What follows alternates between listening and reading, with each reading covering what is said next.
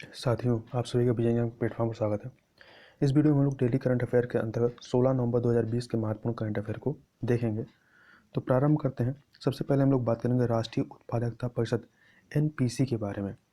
तो कॉन्टेक्स्ट यह है कि राष्ट्रीय उत्पादकता परिषद को कृषि उत्पादों के वैज्ञानिक विधि से संग्रहण और खाद्य सुरक्षा, लेखा परीक्षण जैसे कार्यों को क्रियान्वित करने के लिए राष्ट्रीय प्रमाणन बोर्ड, नेशनल एक्रेडिटेशन बोर्ड और भारतीय गुणवत्ता परिषद से मान्यता मिल गई है। और यह मान्यता जो है 3 वर्षों के लिए वैध है।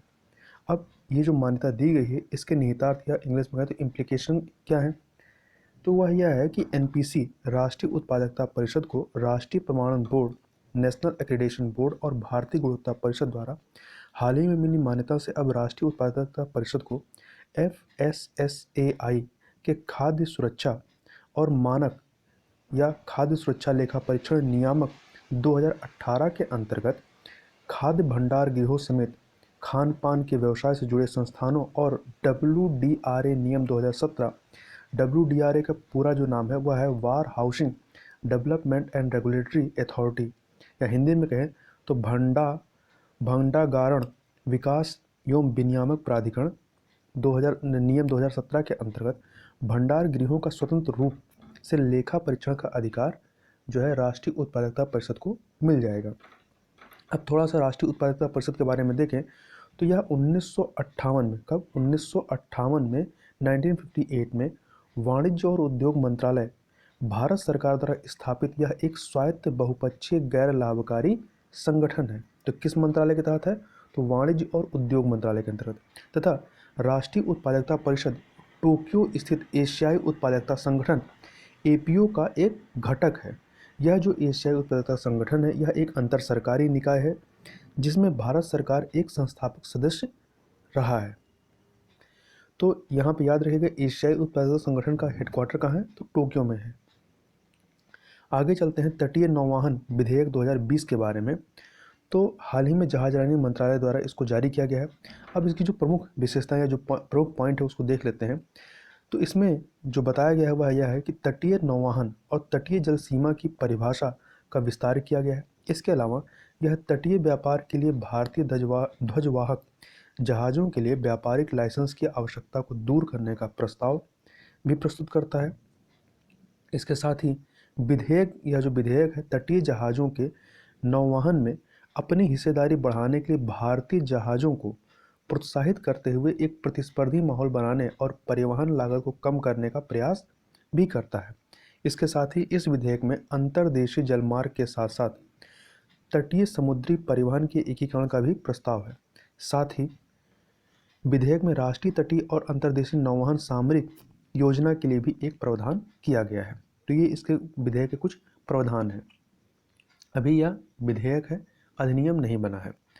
आगे चलते हैं। अगला है पेटेंट संशोधन नियम 2020 के संदर्भ में।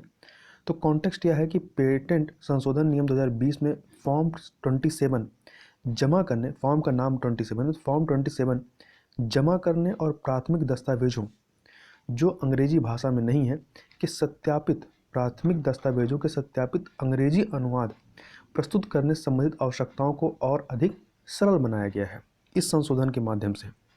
इसमें क्या किया गया कि पेटेंट प्राप्त व्यक्ति को एक या एक से अधिक संबंधित पेटेंट के संदर्भ में एकल फॉर्म 27 दाखिल करने की रियायत मिलेगी। साथ ही इससे ये जो रियायत दी गई, इससे अनुपालन कॉम्प्लायंस का बोझ कम होगा और नवाचार को बढ़ावा मिलेगा। मतलब अधिक से अधिक चीज़ों का पेटेंट जल्द से जल्द हो सकेगा। आगे चलते हैं। चर्चित स्थल चिली के बारे में देखते हैं। तो देखते हैं चिली चर्चा में क्यों रहा है। तो हाल ही में आयोजित किए गए एक जनमत संग्रह में चिली के लोगों ने देश के लगभग 4 दशक पुराने संविधान को फिर से लिखने के पक्ष में अपना मतदान किया है, या भारी मतदान किया है। चिली के लोगों ने नए संविधान निर्माण हेतु 155 सदस्यों की एक विधानसभा का चुनाव करने के लिए भी मतदान किया है तथा नए दस्तावेजों को अंतिम रूप देने के लिए गठित निकाय में कोई सक्रिय कानूनविद को शामिल नहीं किया गया या नहीं शामिल होगा, और इसे पूरा करने के लिए 9 माह का समय निश्चित किया गया है, जिसमें एक बार 3 महीने का विस्तार किया जा सकता है। यदि 9 माह में पूरा नहीं होगा तो 3 महीने का विस्तार दिया जा सकता है। अब प्रश्न उठता है कि सुधारों की आवश्यकता क्यों है। तो मौजूदा संविधान को तानाशाह और सैन्य नेता पिनोशे के शासनकाल के दौरान बिना किसी लोकप्रिय इनपुट से तैयार किया गया था तथा इसे 1980 में आयोजित एक फर्जी जनमत संग्रह में पारित किया गया था। अब थोड़ा सा मैप में भी हम लोग चिली को देख लेते हैं। तो ये दक्षिण अमेरिका का मैप है, जिसमें आप यहाँ पे देख सकते हैं ये चिली है। इधर आपका पैसिफिक ओशियन है, इधर अटलांटिक ओशियन है। तो चिली जिसकी राजधानी आपकी क्या है, सेंटियागो है। चिली की राजधानी जो है सेंटियागो है, यहाँ पे ये सेंटियागो है। और इसके साथ ही याद रखिएगा कि जो दक्षिण अमेरिका है यहाँ से विषुवत रेखा और मकर रेखा दोनों गुजरती है। और मकर रेखा जो है आपकी ये डॉटेड लाइन जो आ रही है ये मकर रेखा है। ये आपकी चिली, अर्जेंटीना, पराग्वे और ब्राज़ील से होकर के गुजरती है। तो याद रखिएगा जो मकर रेखा है वो चिली से होकर के गुजरती है, जबकि जो विषुवत रेखा यहाँ ऊपर आप देख सकते हैं ये विषुवत रेखा जा रही है, ये इक्वेडोर, कोलंबिया और ब्राज़ील से होकर के गुजरती है। अब यदि चिली के पड़ोसी देशों की बात करें, किसकी सीमा किससे साझा होती है, तो इधर पेरू है, बोल्विया, इसके अलावा आपका अर्जेंटीना। तो 3 देशों से इसकी सीमा साझा होती है, पेरू, बोल्विया और अर्जेंटीना से। आगे चलते हैं। अगला है ग्रीन दिल्ली के बारे में। तो यह दिल्ली सरकार द्वारा शुरू किया गया एक मोबाइल ऐप है जो कि प्रदूषण से संबंधित है। यह ऐप नागरिकों को शिकायत दर्ज करने, प्रदूषण स्रोतों जो स्रोत हैं और प्रदूषण विरोधी मानदंडों के उल्लंघन की रिपोर्ट करने में सक्षम बनाती है। यह जो ऐप लाया गया यह प्रदूषण के खिलाफ सरकार की लड़ाई में नागरिकों की भागीदारी सुनिश्चित करने और समय पर कार्रवाई करने में सहायता करेगी। तो याद रखिए ग्रीन दिल्ली क्या है। आगे चलते हैं। अगला है और अदालत की अवमानना या कंटेम्प्ट ऑफ कोर्ट और इसकी कार्रवाई हेतु महान्यायवादी अटॉर्नी जनरल की सहमति के बारे में। तो यह आपका जो मुख्य परीक्षा का प्रश्न जीएस प्रश्न पत्र नंबर 3 है, तो सॉरी प्रश्न पत्र नंबर 2 जो है पॉलिटी वाला पोर्शन, उसके अंतर्गत यह आ जाएगा। तो कॉन्टेक्स्ट यह है कि हाल ही में महान्यायवादी या अटॉर्नी जनरल के वेणुगोपाल द्वारा stand up comedian Kunal Kamra के खिलाफ आपराधिक अवमानना कार्रवाई शुरू करने के लिए अपनी सहमति दे दी गई है। हुआ क्या था कि कुणाल कामरा ने टेलीविजन एंकर अर्णव गोस्वामी को अंतरिम जमानत देने के सुप्रीम कोर्ट के फैसले के बाद ट्वीट्स के माध्यम से तथाकथित आपत्तिजनक टिप्पणी की थी।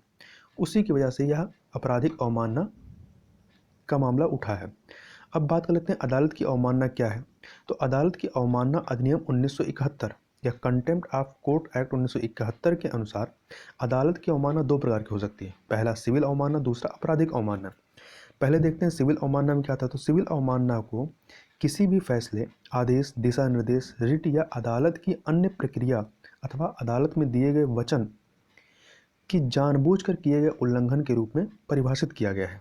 वहीं आपराधिक अवमानना की बात करें तो आपराधिक अवमानना से किसी भी ऐसे विषय, ये विषय आपका मौखिक या लिखित शब्दों से या संकेतों से या दृश्य प्रतिनिधित्व द्वारा अथवा किसी अन्य प्रकार से, तो किसी भी ऐसे विषय के प्रकाशन अथवा किसी भी ऐसे कार्य का करना अभिप्रेत इंटेंडेड है। इसमें ये निम्न चीज़ें आती हैं। पहला, जो किसी अदालत की निंदा करता है अथवा जिसकी प्रवृत्ति जो है वो अदालत की निंदा करने की है या जो अदालत के प्राधिकार को अवनत अर्थात डाउनग्रेड करने की है।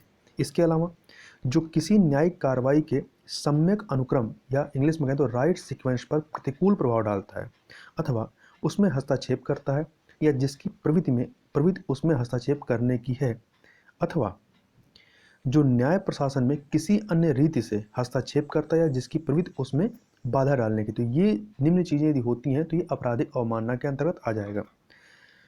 तथा इसके अलावा अदालत की अवमानना अधिनियम 1971 के प्रावधानों के अनुसार अधिनियम की धारा 14 में निर्दिष्ट अवमानना से भिन्न, जो अवमानना उसमें दी है उससे भिन्न आपराधिक अवमानना के मामले में सुप्रीम कोर्ट या हाई कोर्ट या तो स्वप्रेरणा से या महाधिवक्ता के अथवा महाधिवक्ता की लिखित सम्मति अथवा लिखित कंसेंट से किसी अन्य व्यक्ति के समावेदन पर कार्रवाई कर सकेगा।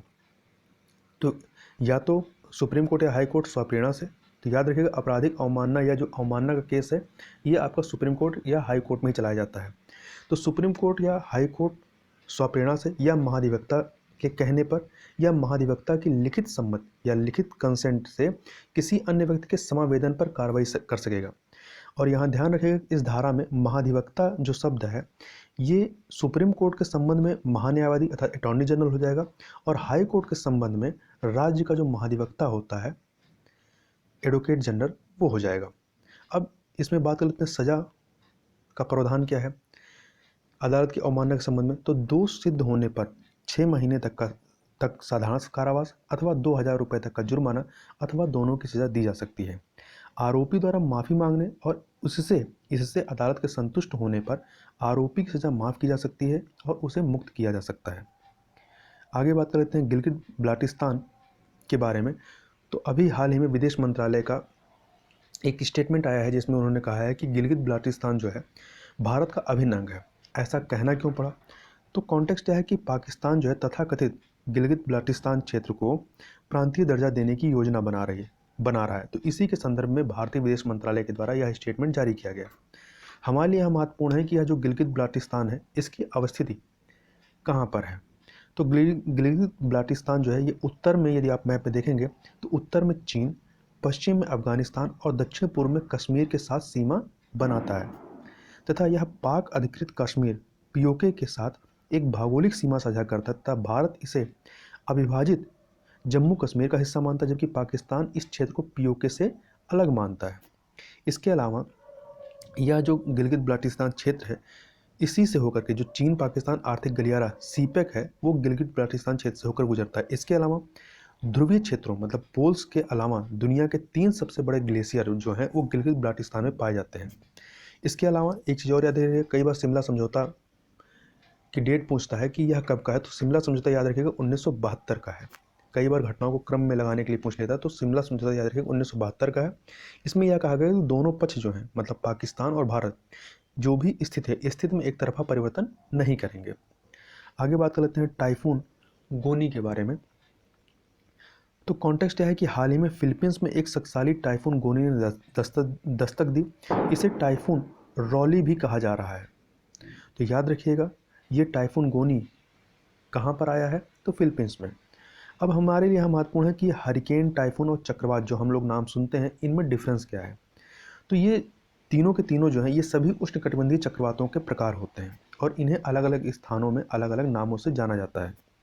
जैसे पहला है उत्तर अटलांटिक महासागर और पूर्वोत्तर प्रशांत महासागर में उत्पन्न जो चक्रवात होते हैं उनको हरिकेन कहा जाता है, जबकि उत्तर पश्चिमी प्रशांत महासागर में उत्पन्न होने वाले इसी प्रकार के चक्रवातों को टाइफून के रूप में जाना जाता है, जबकि दक्षिण प्रशांत और हिंद महासागर यहाँ इन्हें चक्रवात कहा जाता है, जो इस प्रकार की वायुमंडलीय गतिविधियों के लिए सही शब्द है। तो भारत में जब आता है, भारत के पश्चिम ये अब बंगाल खाड़ी में, तो इसे क्या कहते हैं? चक्रवात कहते हैं। जब चीन की तरफ आता है ये प्रशांत महासागर में, वहाँ पे टाइफून कहा जाता है, और अमेरिका के तट पर जब आता है तो वहाँ पे इसे हरिकेन कहा जाता है। अब आगे बात करते हैं राष्ट्रीय एकता दिवस के बारे में। तो कॉन्टेक्स्ट यह है कि 21 अक्टूबर को सरदार वल्लभ भाई पटेल की जयंती के अवसर पर पूरे देश में राष्ट्रीय एकता दिवस मनाया गया। वर्ष 2014 में भारत सरकार द्वारा एकता दिवस मनाने का फैसला किया गया था। हमारे लिए यह महत्वपूर्ण सरदार वल्लभ भाई पटेल के बारे में जो महत्वपूर्ण फैक्ट है वो जानना है। तो इनका जो जन्म है वो 31 अक्टूबर 1875 को गुजरात के नाडियाड नामक शहर में हुआ था, और सरदार पटेल को स्वतंत्र भारत में सभी 562 रियासतों का विलय करके भारत गणराज्य के निर्माण करने का श्रेय दिया जाता है। इसीलिए इनके जन्म दिवस को यूनिटी डे, एकता दिवस के रूप में मनाया जाता है। अब भारतीय राष्ट्रीय आंदोलन में इनकी जो भूमिका रही उसको थोड़ा सा देख लेते हैं पॉइंट वाइज। तो 1917 में भारतीय राष्ट्रीय कांग्रेस की गुजरात शाखा के सचिव के रूप में ये निर्वाचित होते हैं।